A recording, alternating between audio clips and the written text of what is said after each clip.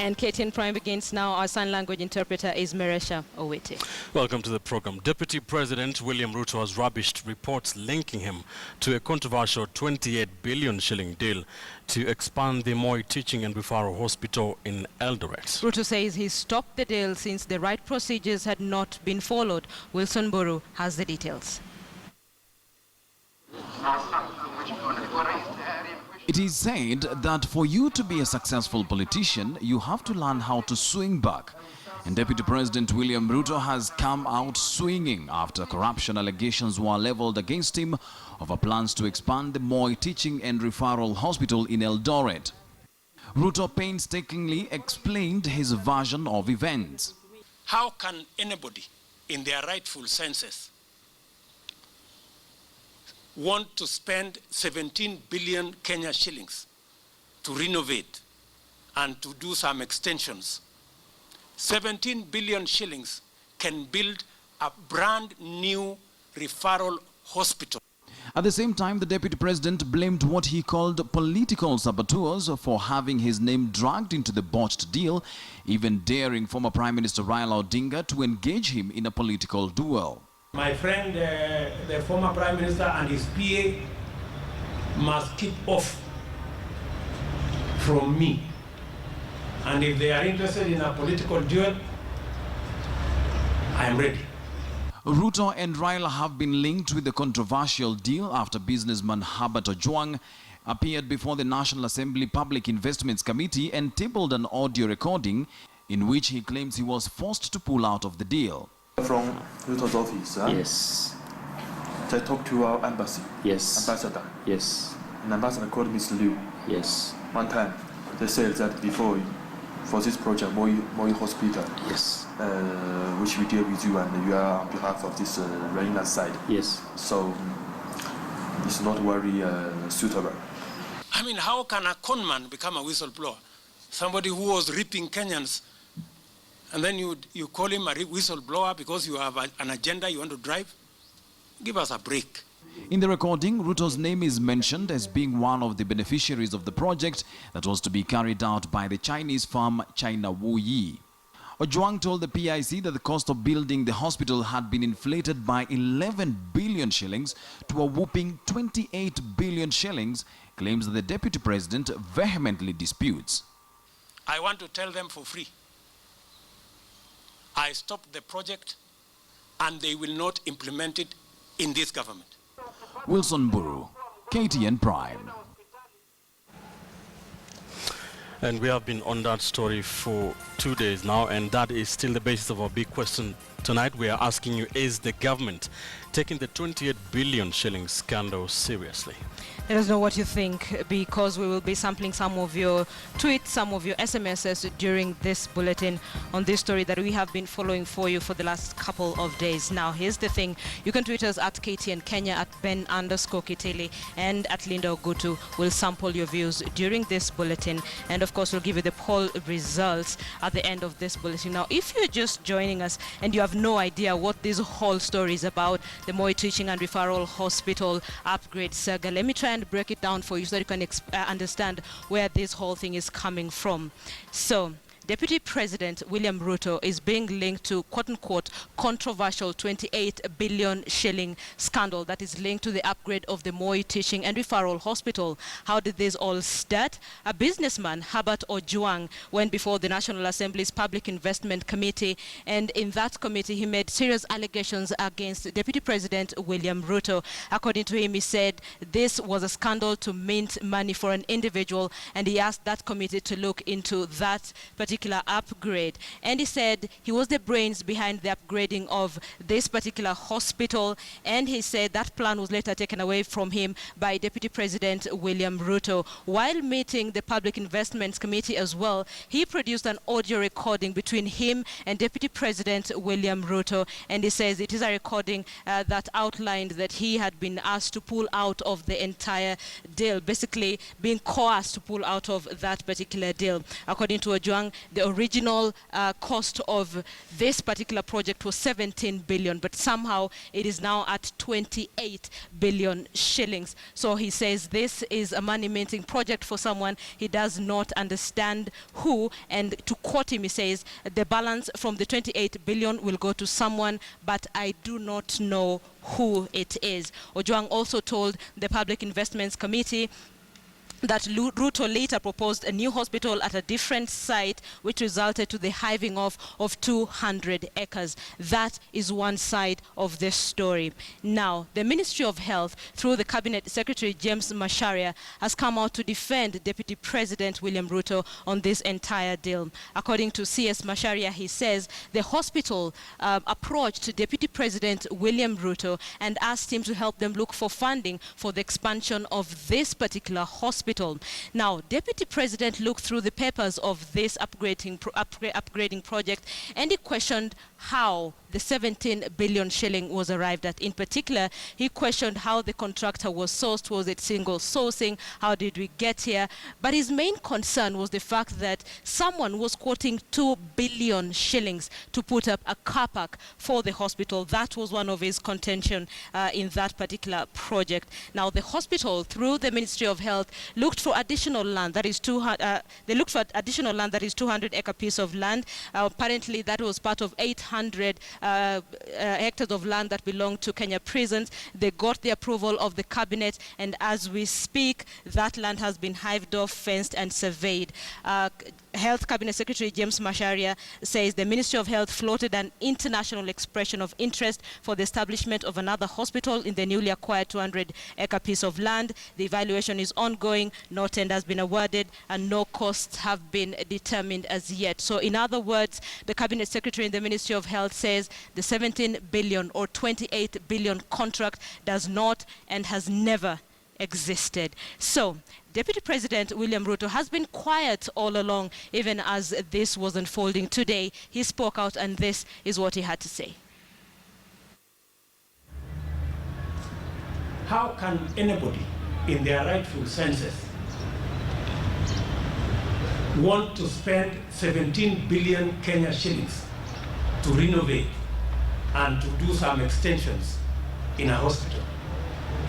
How can anybody pretend that they want to spend 17 billion shillings without due process, without a competitive tender process to know whether Kenyans are getting value for their money?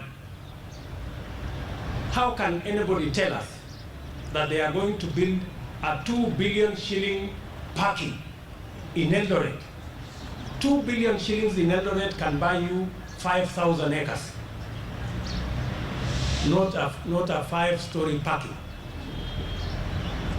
How can anybody in this time and age tell us that 17 billion shillings is for renovation and, I don't know, extension?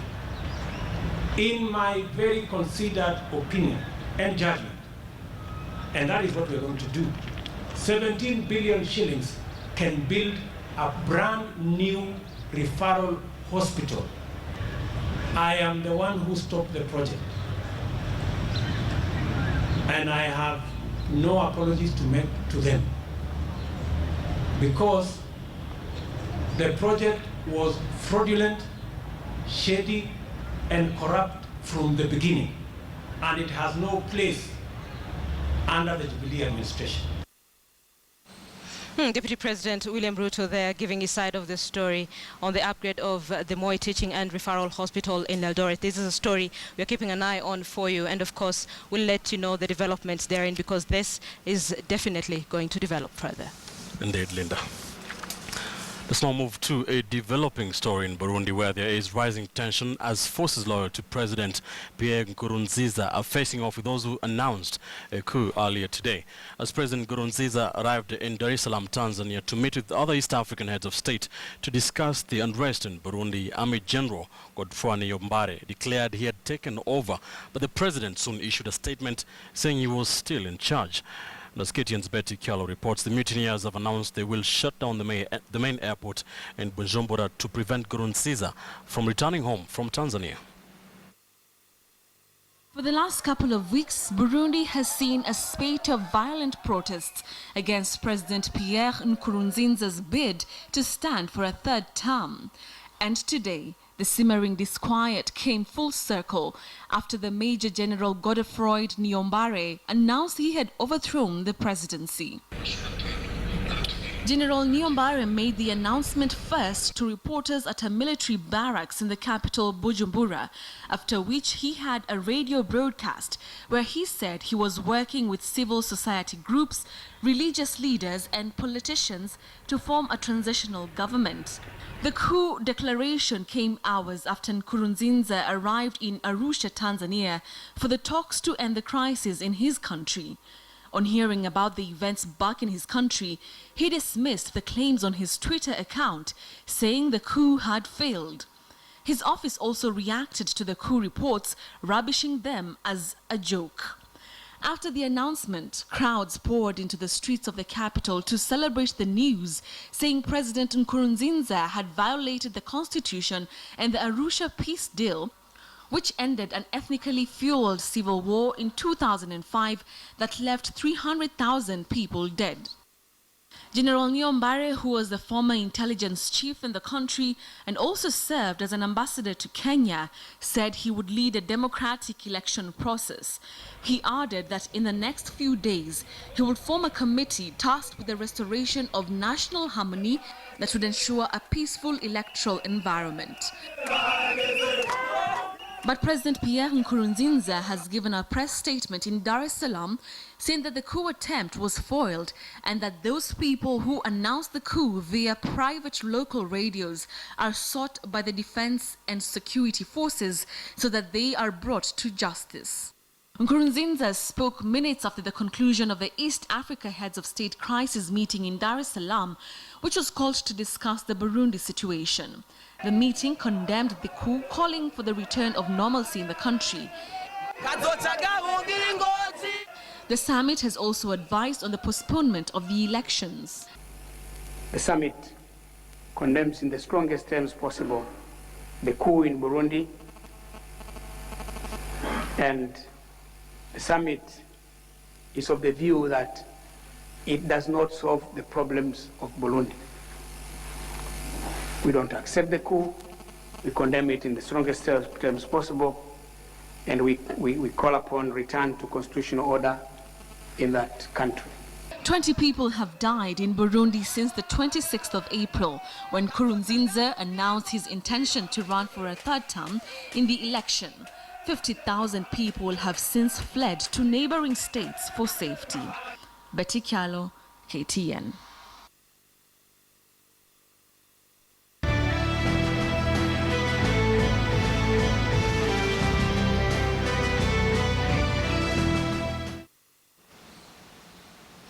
The floods in Nairobi have been unrelenting.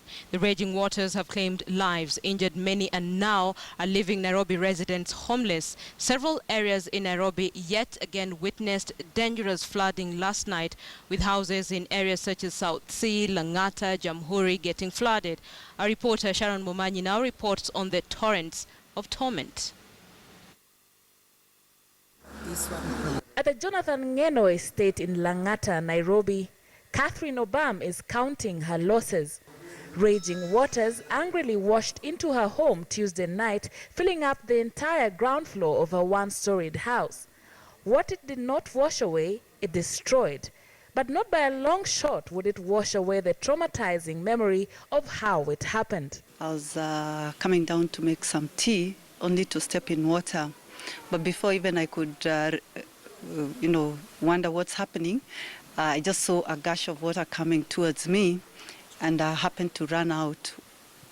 When I ran out, unfortunately the door locked because of the pressure of the water, and I was locked out from around 10 to 1, but my children were upstairs. Locked outside by the floods, Catherine's striking fear was the safety of her two children. We were worried about electricity because we didn't know whether we had managed to switch off all the systems, because the main circuit had not been switched off.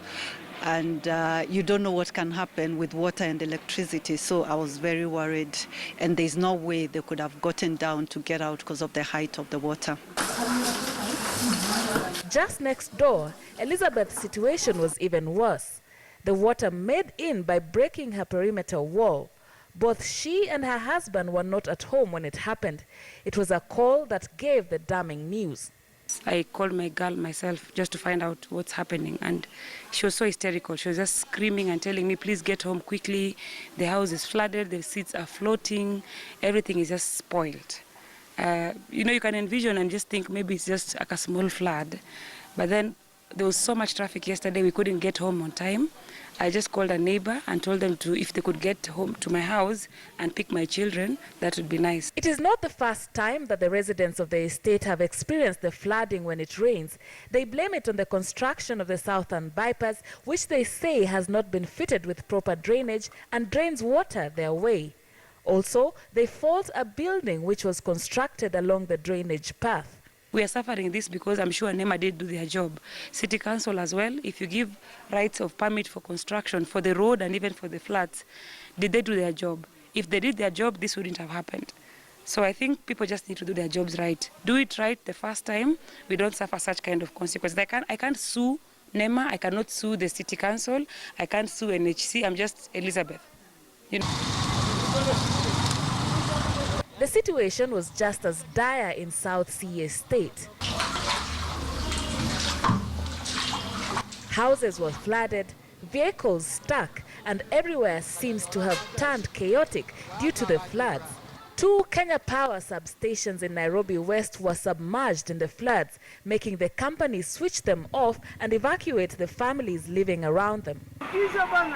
The heavy downpour experienced in Nairobi in the past days has grown from being a mere inconvenience to residents to being a cause of danger. 9 people were killed Monday in Mukuru, Nyayo, following the collapse of a wall due to heavy rains. 2 others were swept away by the floods along Jogoo Road. Traffic gone from bad to a nightmare. And now the raging waters are rendering people homeless. A blessing turned curse, a situation turned crisis. And now the Nairobi County government has announced a 50 million shilling emergency recovery fund to be used to clear clogged drainage channels and to reconstruct roadworks. Sharon Momanyi, KTN. Incredible pictures there. Now, it was one night that some parents from the Makini school will never forget after their children spent a whole night marooned in their bus, submerged in floods in South Sea. It took the Kenya Red Cross at least 6 hours to rescue the children. Najma Ismail has the details. 11 children and 3 adults from Makini school were stuck for almost 8 hours along this road before the Kenya Red Cross rescued them due to the raging floods. Cyprus Olumbe, a parent to one of the children who was stuck inside the Makini bus along Muhoho Avenue in South Sea, tells us that last night was one of the longest nights of his life. His son failed to arrive home during his usual hour. Cyprus and his wife were devastated, and at midnight they couldn't take it anymore and called the Red Cross. We asked, and Red Cross people said that something is happening, and that they can't send an ambulance, as she's saying, because ambulance will do nothing to that kind of situation. Access to the site was a major issue. We tried to go through Nairobi and South Sea. We tried to go through the Nyayo roundabout, but all these were inaccessible, and up to around 4 hours we were trying to maneuver. At that point, Cyprus and his wife panicked and called the school's transport department, who informed them that the children are safe and have been confined inside the bus. However, that did not put them at ease. Immediately I went out of the gate. It was very clear the car cannot go through because the whole car would be in the water. Several hours later, Cyprus received a call from the school informing them that all the children had been rescued by the Red Cross and were being hosted at the Boma Hotel. Most of the children were traumatized, cold and distressed. When we moved, the children were just in shock, just fear because they were rained on. It was very cold and in a very serious situation. So there were no casualties, but that fear factor, the shock, and that related issues, and we were able to evacuate them to safety. They were scared, they were cold, they were hungry. They were brought into the lounge here for some warmth. So those who were wet were given our gowns from the rooms, and they were served with refreshments as they waited for their parents. Then I asked him, Leon, when all this were happening, where were you? He said, we all stood on the seats. And at that point, what happened? He said, I was traumatized. I said, what was traumatizing you? He says, I saw death. I stared death in my eyes. The children inside the Makini bus were lucky to have survived the raging floods. Most of them watched as several cars were being submerged and others washed away. And being children, there are fears that there might be long-term health effects having been submerged in the waters for almost 8 hours. Najma Ismail, KTN Prime. Such a scary ordeal for the school children. Now, the flooding witnessed in Nairobi and other parts of the country may have little to do with the amount of rainfall being witnessed. Experts say the flooding, which has been the heaviest in recent times, is a culmination of years of poor planning and breach of environmental regulations. Our senior reporter Rita Tinina sought to find out why the city is unable to contain runoff water.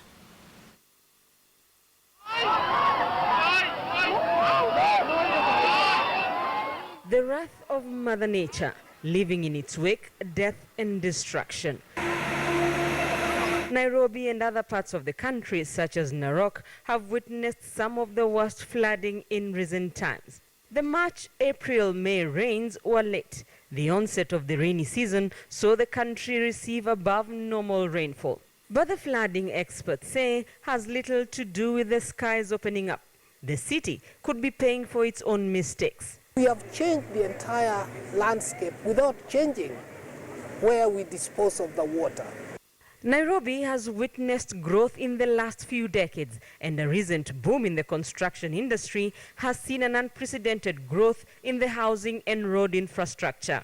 Experts say city fathers have not ensured growth in infrastructure is commensurate to the water and sewerage system, and the huge construction boom is only making things much worse. You find that when they do excavations, they don't control the dump, the soil that they remove in a construction site. This soil, when it rains, it immediately it gets drained into the system, and that blocks the system. That is besides, say, solid waste, garbage that is thrown, littered, and collected. That also blocks the system. Then there is this, the Nairobi Dam. The dam was constructed in 1953 as the city's reservoir for rainy and wastewater from the Kibera slums. But now, the dam, which is choking from water hyacinth, is clogged from siltation. Nairobi Dam, for example, used to hold sufficient amount of water, and that held water from being discharged into the lower part of Nairobi. Now Nairobi Dam is no more, and therefore water passes through Nairobi Dam as if it is passing through a river. The riparian areas in the city have not been managed, with settlements and houses being constructed near riverbanks. As we build very close to the river systems, then we reduce the space which water has, and we increase velocity. Wetlands and swamps have not been spared either by developers. Some of the swamps in the upper part of the catchment, people have constructed houses in swamps. So the retention capacity of those soils to hold water is completely reduced. In Narok, the destruction of the Mau is among the reasons residents are having to deal with the awesome power of nature. The change in land use has meant that there is increased runoff, and that is what is devastating in the Narok area. With a combination of factors working against city residents, Professor Kroda says city managers can take some steps, including managing construction sites, preserving riparian areas and swamps, and trying to reclaim the Nairobi Dam. But if nothing is done, experts are warning things can only get worse. Rita Tinina, KTN. Let's now bring in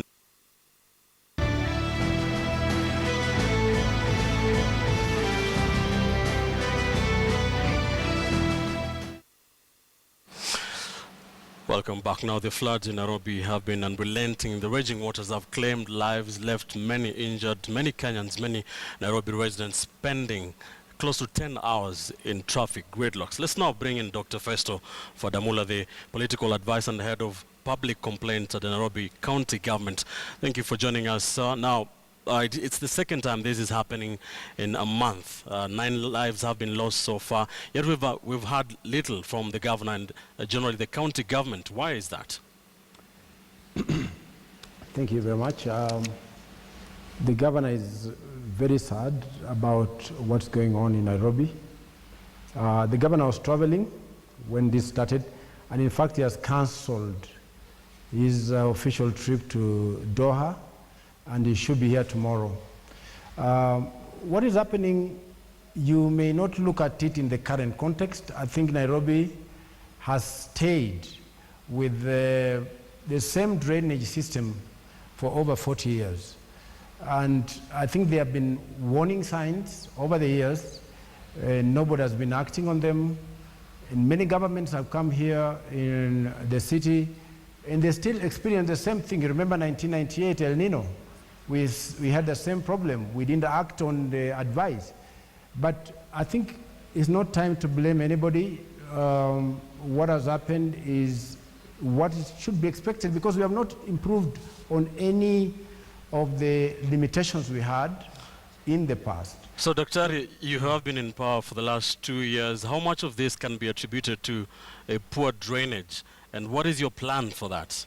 No, the governor, when he came into power, he initiated, you cannot address this problem as a county government. County government has limited resources. So he initiated a process between him, his government, and the national government, and the World Bank. And I think there's a very advanced stage at addressing this problem. But again, let's look at it as our problem, not only the governor's problem or this government's problem. We, as developers, the county government approves development, but we go ahead and develop in a manner that is not approved. Many people build without thinking about nature, without thinking about drainage.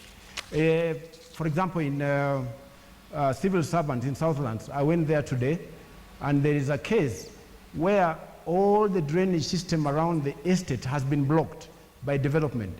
People are approved to build up to a certain level, but they extend it beyond what is approved. In Phenom, where I stay, it's the same thing. So we have the whole thing around Nairobi. And I think the members of public must also appreciate that nature needs its space. So when you are building, let's not block drainage. When you are disposing, let's not block drainage, because it comes to hurt us, and then we blame the government. So we must all be involved in this. And I don't want to blame anybody at the moment, but I think we must have an all-round approach. So, Dr. as the county government, you are in charge of approving those particular developments and buildings. What are you doing to make sure that this does not happen, and people whose plans have been approved do not go on and build in places where there may be waterways or something? What are you doing as a government to prevent that? Okay. This is a twin program between the national and county government. The national government has set up an authority to inspect buildings. The county government is also doing the same. So they need to come together and ensure that residents do not abuse approvals. Because our problem today, I can tell you, is abuse of approval system. You are given an approval and you want to extend. You are told this is a drainage, and you go on and block it. You are told dispose your garbage in this manner, but you just disregard that. It compounds our problem. When we have rains like we have, all those things that we ignore come to haunt us. So this is not a problem that you should just look at from one perspective. It's a culture we must change. It is a style in which we must address how we build and how we view nature.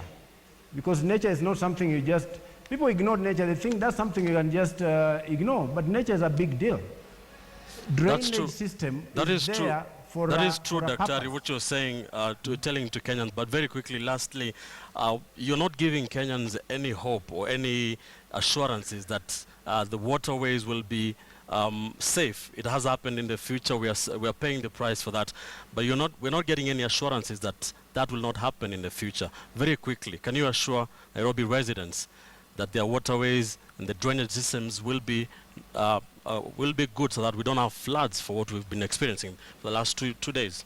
I want to assure them, first of all, there's a very big program between the World Bank, the national government, and the Nairobi City County to address the drainage system in Nairobi. Drainage and sewerage system is at a very advanced stage.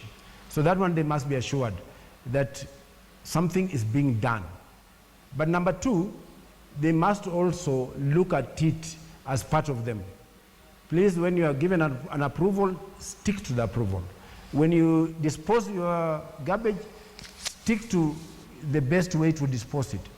But the county government is doing something, and something I didn't say, the governor, after he cancelled his trip, he also approved 50 million. Thank you, Dr. Relief. So I think we have to be in this all together. Thank you, Dr. Festo Fadamula, their political advisor and head of public complaints at the Nairobi County Government.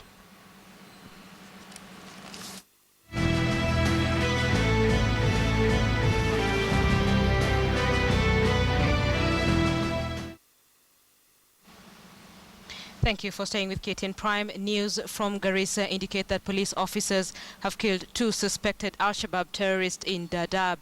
The Dadaab OCPD Kimelu Raphael confirmed that 1 police officer lost his life during the heavy exchange of gunfire with the attackers at Hamei patrol base. Police say about 15 gunmen attacked the patrol base in Damajale division late last night, but were met with a quick response from police officers. Hamei residents were today viewing the bodies of the suspected terrorists at the mortuary.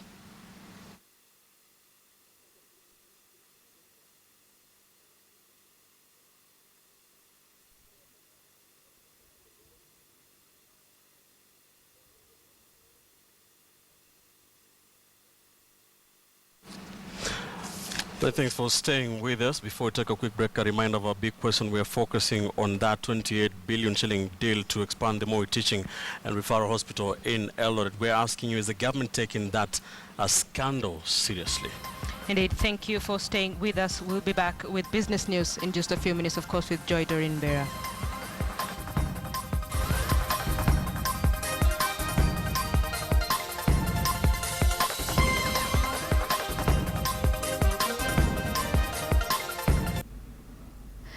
Well, welcome to KTN Business. My name is Joy Doreen Bera. Kenya Power is on an all-out drive to boost power supply in the country following the commissioning of its latest substation in Nairobi. The move is expected to restore confidence within the manufacturing community, who have been experiencing erratic power supply in recent days, which has had a toll on output. The utility company will be pumping in over 54 billion shillings to construct 245 power substations across the country. KTN's Abby Agena reports. Lack of investment in the power infrastructure has meant that supply disruptions have become the norm. This has put Kenya Power under pressure to improve power supply following numerous breakdowns of its aging infrastructure in the past, especially during heavy rains. With the 54 billion shillings war chest, the power distributor is on an all-out quest to mend its relationship with customers. The investment in new substations is expected to stabilize supply to both households and businesses. Those substations connected to the grid, we would witness less outages, and our industry can be able to operate effectively as we move forward. With the electricity access in Kenya at about 37% currently, Kenya Power has a huge potential market It gives assurance to investors who have invested in Kenya Power and the energy sector and hope for greater prospects ahead. Currently, 98 substations are under construction at a cost of 495 million shillings per station, with an additional 36 being in the offing by 2017. The new substations are expected to improve power transmission on the grid, as well as double transfer capacity at major load centers. The investment is crucial for Kenya Power, that currently has 3.3 million customers. With the expansion part of its growth strategy, the company would need a reliable system to handle the extra million customers it expects to connect to the grid by 2015. The drive to boost energy supply was among the key pledges by the Jubilee government, aimed at stimulating growth of the manufacturing sector. The Kenyan manufacturing sector has remained unattractive to investors owing to the uncompetitive power prices. The state has an ambitious plan to increase energy supply to 5,000 megawatts by the end of 2017, a project that is currently underway. We will play our part and we will make our contribution. The commissioning of the substation comes as relief to consumers and residents of this area who have continued to experience erratic power supplies in recent days. The government says it remains committed to bringing down the cost of electricity moving forward. Abi Agina, KTN, reporting from Muthurwa substation. Thanks, Abi. Now, talk of Kenya's leather industry, and there would be perhaps nothing much to talk about. The sector's contribution to the economy dropped 4% in 2014, hit by a scarcity of quality finished leather. But for some niche entrepreneurs, the leather trade has proved lucrative. On this week's edition of The Adventurer, KTN's Charles Gitonga talks to Rolly Adlam, the founder of Rift Valley Leather, on what it takes to be successful in the industry and his passion for leather.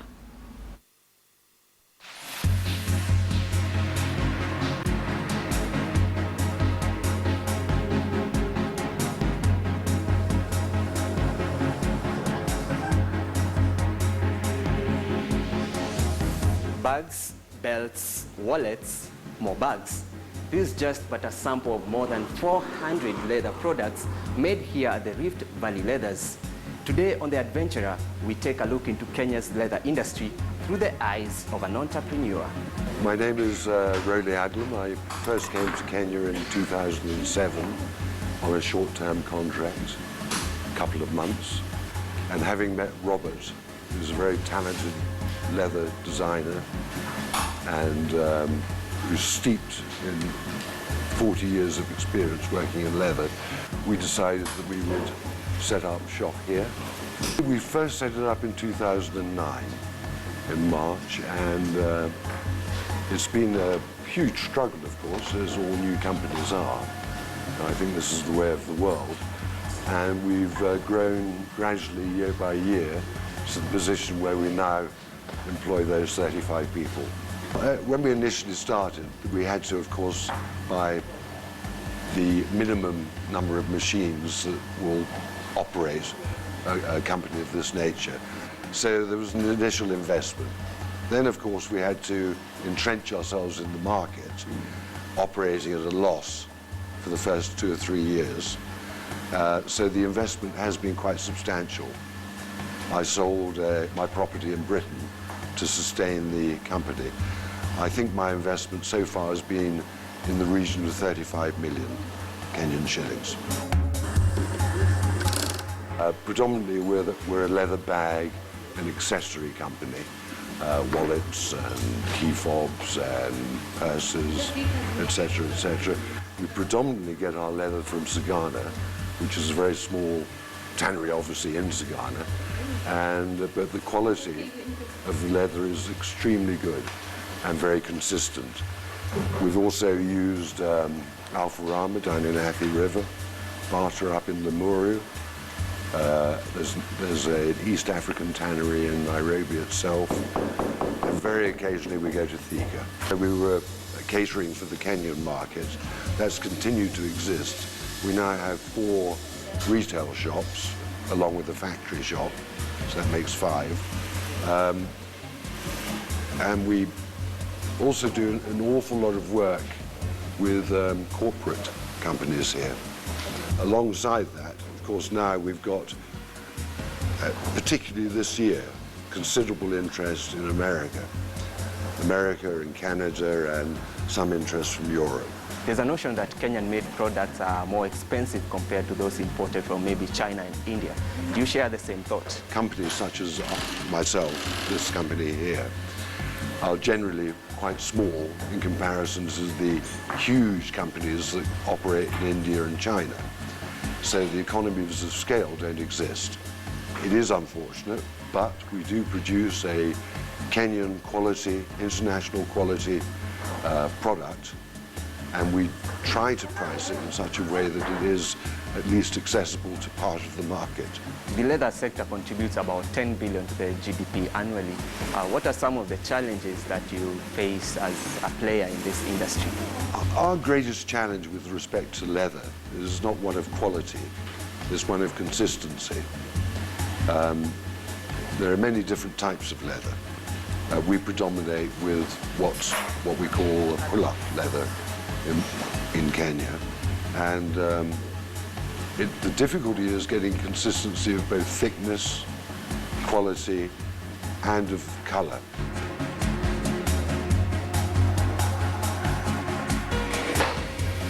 The transformation from this to this, or even this, is what Rolly hopes will give him 120 million shillings in turnover this year.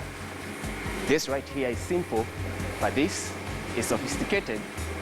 Charles Gitonga for The Adventure.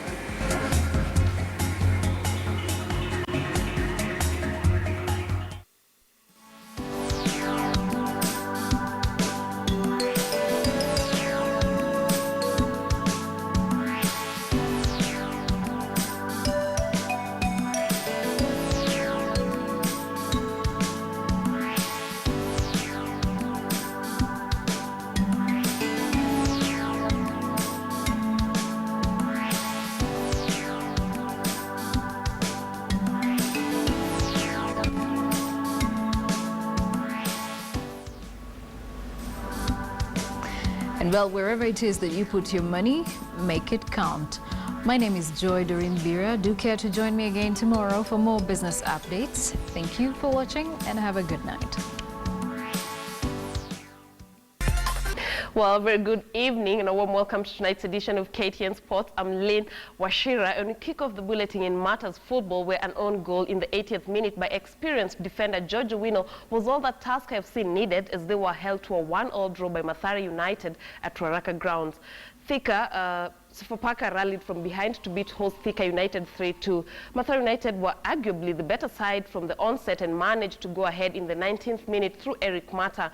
Mata had another golden chance to add to his day's tally, but failed to connect onto a through ball from Daniel Maura.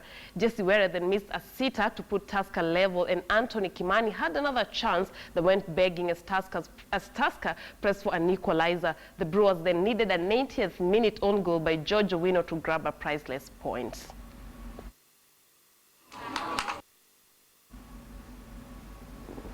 And keeping it football, Ali Hassan Abondo has bagged the Kenya Premier League Sports Pesa Sports Journalists Association of Kenya award for the month of March.